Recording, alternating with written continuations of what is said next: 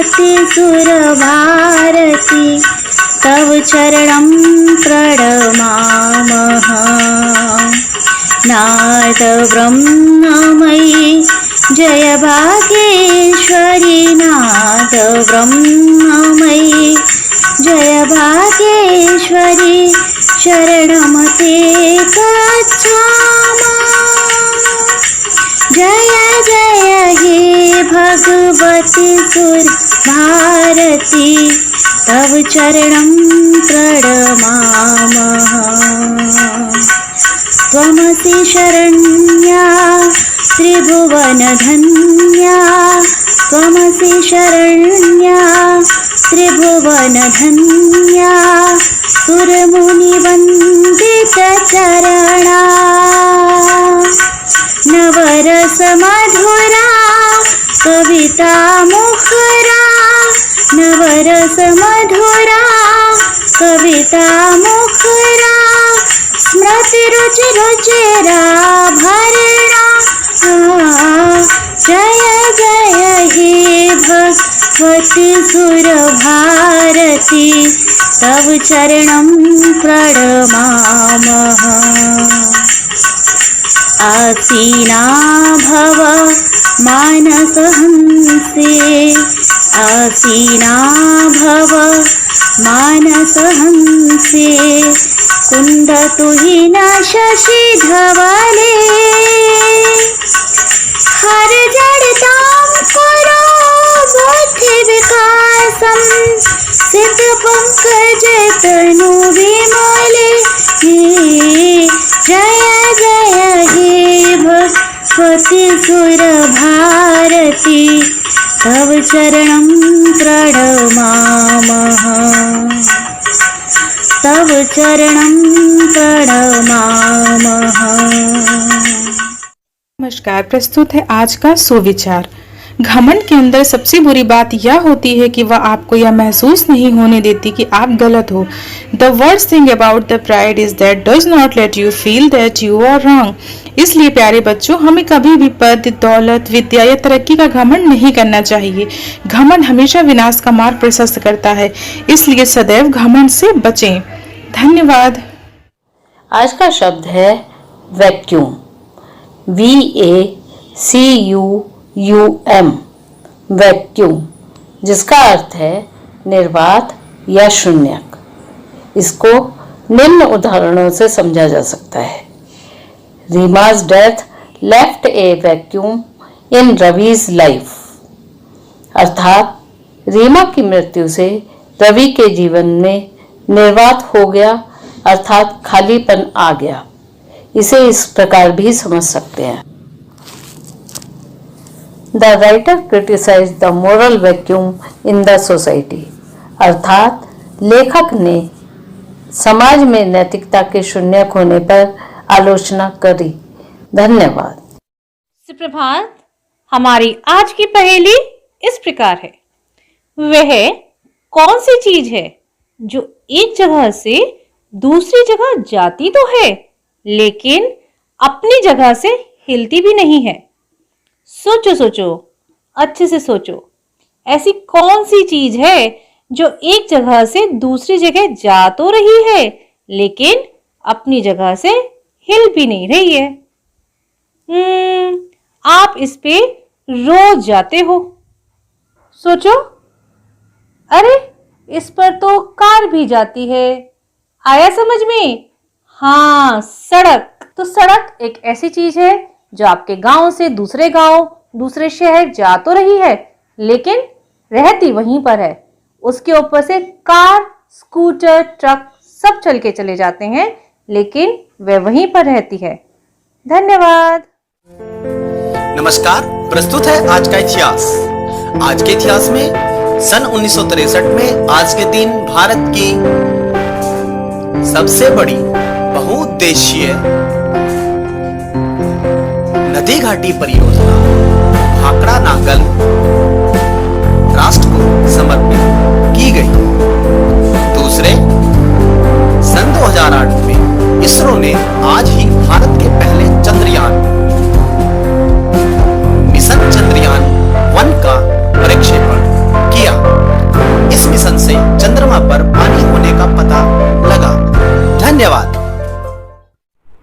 नमस्कार, मैं डॉक्टर सुमन गुप्ता लेकर आई हूँ आज का विशेष, जिसका शीर्षक है अशफाक उल्लाह खां।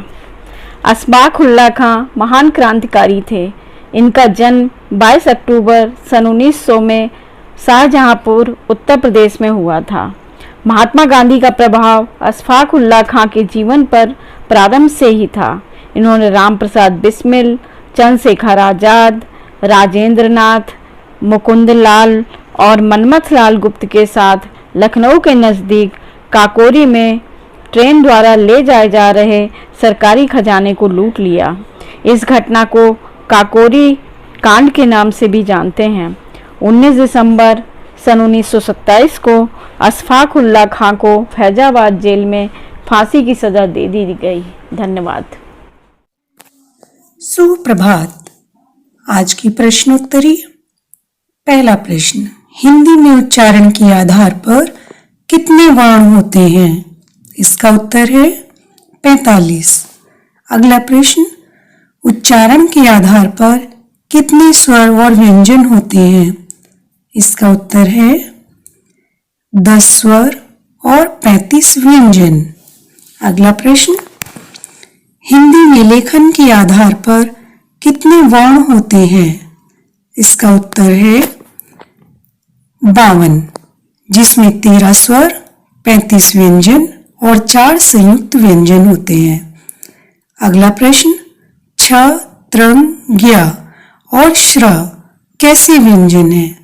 इसका उत्तर है संयुक्त व्यंजन।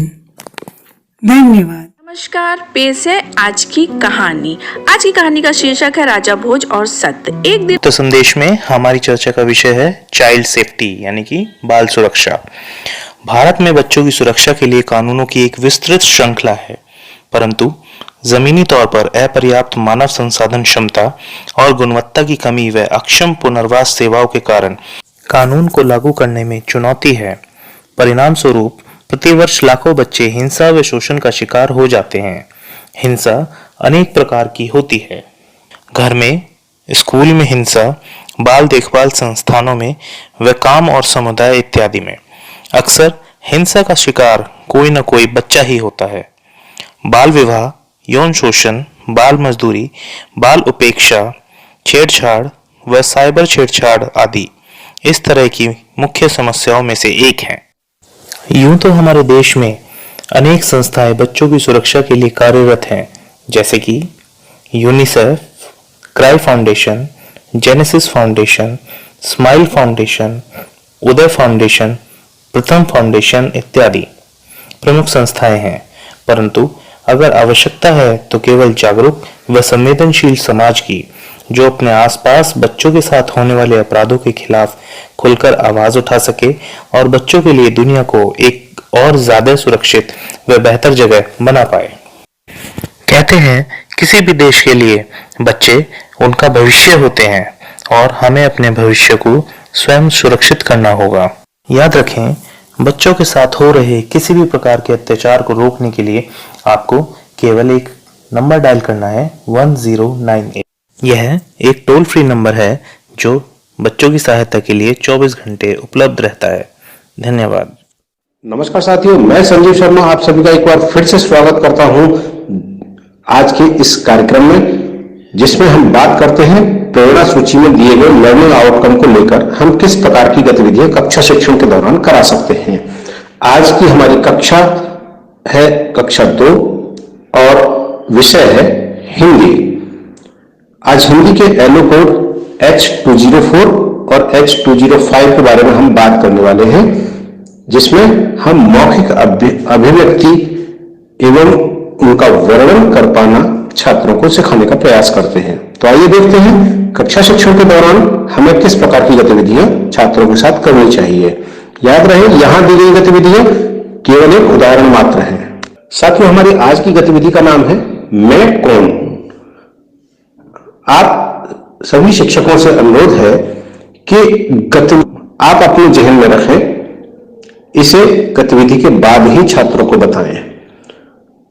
आज की गतिविधि में क्या करना है, सभी छात्रों को एक बड़े गोले में बैठा लें और सभी के हाथ में एक पर्ची दे लें। उस पर्ची पर कुछ वस्तुओं के नाम लिखे होंगे। वे वस्तुएं ऐसी होंगी जो बच्चों से फेमिलियर है, अर्थात या तो उनके घर में उपलब्ध है या उनके विद्यालय में। उदाहरण के तौर पर आप कुर्सी लिख सकते हैं, मेज लिख सकते हैं, सोफा लिखा जा सकता है, अलमारी लिखी जा सकती है, बेड लिखा जा सकता है। कुछ अन्य वस्तुएं या कुछ जानवरों के नाम, पक्षियों के नाम, इस तरह से चीजें आप लिख सकते हैं। अब छात्रों को कहें कि वो अपनी पर्ची देखें और पर्ची पर जो भी नाम लिखा हुआ है उस वस्तु के विषय में विचार करें। 2 मिनट का समय बच्चों को दें और फिर एक एक करके सभी बच्चों को उस वस्तु के संबंध में कोई एक वाक्य बोलने के लिए कहें। जैसे कुर्सी यदि किसी की पर्ची पर लिखी हुई है तो छात्र बोल सकता है कुर्सी के 4 पैर होते हैं। अंत में छात्रों को यह अवसर भी दें कि यदि कोई अन्य छात्र इन शब्दों को लेकर कोई नया शब्द या नया वाक्य भी जोड़ना चाहता है तो उसे भी वो अवसर दें, जिससे सभी को सीखने का अवसर मिलेगा। जब छात्र अपने अपने वाक्य कह रहे हों, अपनी बातें कह रहे हों, तो ये बहुत सारे वाक्य और शब्द वहां इकट्ठे होंगे। इन सभी को बोर्ड पर अवश्य लिखा जाए, जिससे छात्र इन सब का बहुत अच्छे से व्यवहारिकता के रूप में भी और विषय के रूप में भी समझ बना पाएंगे। और इस तरह से इस गतिविधि में बताएं कि मैं कौन, छात्र अपने विषय में यानी उस वस्तु के विषय में आपको बताते हैं। इस प्रकार की गतिविधियां कराते वक्त छात्रों के व्यवहारिक रूप का अध्ययन जरूर करें, उन्हीं वस्तुओं की बातें करें जो व्यवहारिक रूप में उनके संपर्क में हों। शिक्षकों से अनुरोध है कि गतिविधियों को रोचकतापूर्ण तरीके से कराएं और समुचित निर्देश प्रदान करें। जब वे अपनी बात कह रहे हो तो उनके हाव भाव पहचानने में मदद करें और उनको लगना चाहिए कि आप पूरी तरह से गतिविधि में उनके साथ लिप्त हैं, उनके साथ गतिविधि कर रहे हैं पूरी रोचकता के साथ। गतिविधि को रोचक बनाने के लिए आपकी सहभागिता बहुत ज्यादा जरूरी है, तो कराते रहे गतिविधि और हासिल करें प्रेरणा लक्ष्यों को। हम बनाएंगे प्रेरक प्रदेश उत्तर प्रदेश। जय हिंद, जय शिक्षा। सुन सुन सुन मेरी नन्ही सुन, सुन सुन सुन मेरी मुन्नी सुन, ज्ञान की गंगा बहे, प्रदेश ये प्रेरक बने। सर्वांगीण विकास हो, उन्नयन की बात हो, अभ्युदय की बात हो, शिक्षकों का साथ हो।